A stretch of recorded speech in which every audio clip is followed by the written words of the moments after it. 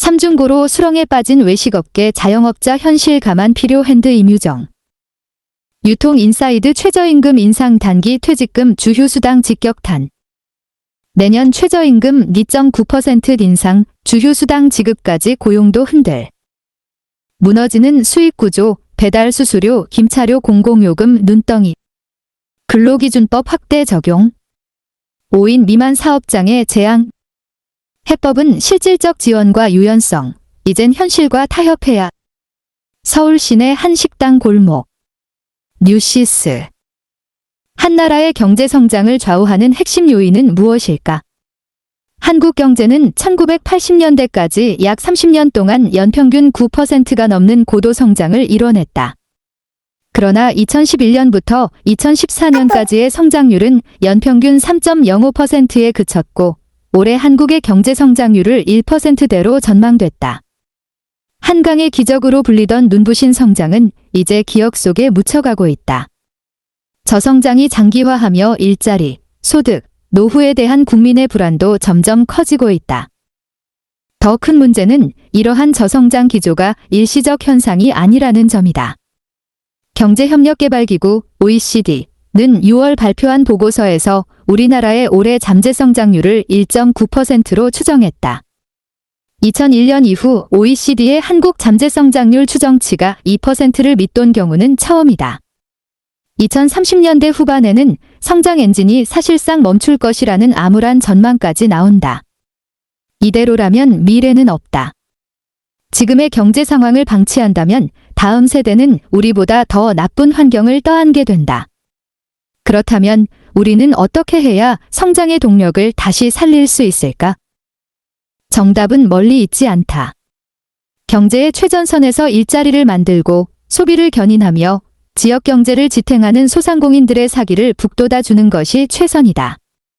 외식업계는 자영업 생태계의 큰 축을 이루는 주인공이다.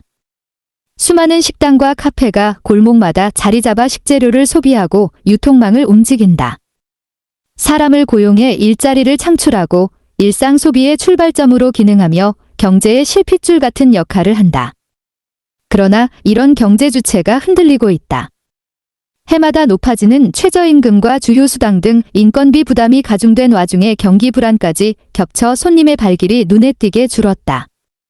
정책과 제도 역시 현장의 목소리를 충분히 반영하지 못하는 실정이다. 현재 자영업자의 시름이 깊어지는 주된 요인은 최저임금 관련 정책이라는 분석이 많다. 취지는 타당하지만 현장의 수용 능력을 고려하지 않고 정부가 일방적으로 인상하는 최저임금이 외식업계를 초토화하는 직격탄이 되고 있다. 업계에 따르면 최저임금위원회는 7월 10일 정부 세종청사에서 제12차 전원회의를 열고 2026년 최저임금을 올해보다 2.9% 190원, 오른 시간당 1만 320원으로 의결했다. 외식업계는 벌써부터 아우성이다. 최저임금 인상 하나만으로도 시장 전반에 부정적 파장이 미칠 것이라는 우려가 커지면서다. 경제 원리를 감안하지 않은 도덕적 본정적 정책은 사회를 위태롭게 한다는 지적이다. 인건비 문제 심각, 자영업자 폐업 내몰고 고용질 악화. 현재 외식업계 인건비 문제는 심각하다. 신종 코로나 바이러스 감염증 코로나19 이후 외식업을 떠난 인력이 돌아오지 않으면서 인력난이 심화했고 배달 앱 플랫폼 수수료, 임차료 등 고정비용까지 더해져 외식업 수익 구조를 위협하는 최대 변수로 떠올랐다. 업계에서는 인건비가 메뉴 가격을 결정하는 중대한 요소라 보고 있다. 감당해야 할 고정비 부담이 만만치 않은 상황에서 인건비마저 오르면 자연스럽게 수익성이 악화하기 때문이다. 외식업 종사자들은 이를 보전하기 위해 메뉴 가격 인상이 불가피하다고 말한다. 최저임금 인상은 주휴수당에도 영향을 미친다. 우리나라는 주휴수당도 지급해야 한다. 근로자가 법정 근로시간인 하루 8시간, 주 5일을 일하면 총 48시간에 해당하는 주급 49만 5,360원을 받는다. 실제로는 40시간을 일하지만 근로기준법에 따라 주휴시간 8시간을 포함해 48시간에 해당하는 임금을 받게 된다. 주휴수당은 UD5 전쟁 직후인 1953년 근로기준법 제정과 함께 도입됐다. 당초 장시간 노동에 시달리는 저임금 근로자를 보호하자는 취지였다. 일주일에 한 번은 쉬는 날로 보장하고 거기에 근로자가 돈이 있어야 쉴 수 있다는 고려에 따라 임금도 함께 지급하도록 했다. 그러나 계산은 빗나갔다. 문재인 정부 5년 동안 최저임금이 41.6% 올랐고 급격한 최저임금 인상으로 인건비 부담을 견디지 못한 자영업자들이 고용원을 줄이면서 저숙련 저소득 일자리가 급감했다. 어려움을 견디다 못해 폐업하는 자영업자도 속출했다. 이 때문에 일부 자영업자와 소상공인은 주휴수당이 무노동 무임금 원칙에 위배된다며 새 정부 출범과 함께 주휴수당 폐지를 공론화해야 한다고 주장했다. 내년도 최저임금을 인상할 바엔 주휴수당이라도 없애 운영 부담을 조금이라도 줄여달라는 게 골자다. 외식업계는 주휴수당이 오히려 초단시간 근로를 양산해 고용의 질을 악화시킨다고 보고 있다. 주휴수당 지급 기준인 주 15시간 이하로 맞추기 위해 이른바 쪼개기 고용이 대폭 늘어난 것, 실제로 초단시간 노동은 청년 노인과 같은 취약계층 노동 문제로 직결됐다. 아르바이트생들은 일터를 두세 군데 뛰어다니는 메뚜기 신세가 됐다. 부족한 수입을 채우려 주말에도 일해야 하는 안타까운 처지에 놓이게 됐다. 해결되지 않은 문제 수두룩, 3개월 퇴직금 논의까지. 그렇다면 정부의 생각은 어떨까?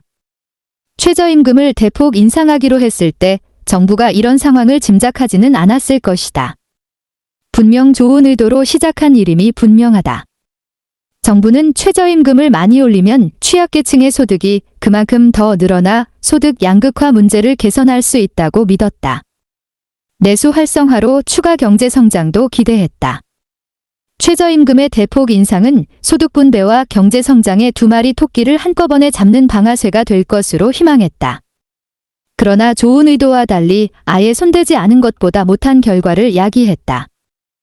서울 강서구에서 식당을 운영하는 자영업자 A씨, 50대는 과거 주휴수당이 저임금 근로자들의 생계와 휴식을 보장했다는 점에서 취지는 좋았던 것 같다면서도 지금은 최소한의 생계를 보장하자는 최저임금제가 있기 때문에 일을 하지 않는데 임금을 주는 주휴수당은 없어져야 마땅하다고 호소했다.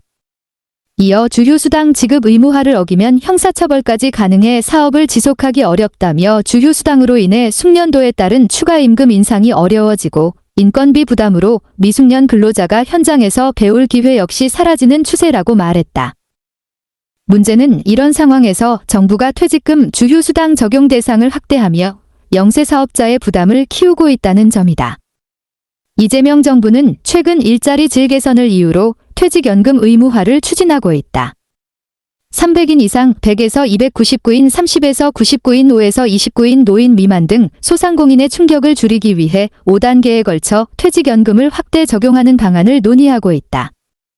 국정기획위원회에 제출한 업무보고에 따르면 3개월 이상 근로자 퇴직금 지급, 주 15시간 미만 초단기 근로자 주휴수당 지급 의무화 등의 내용이 담겼다.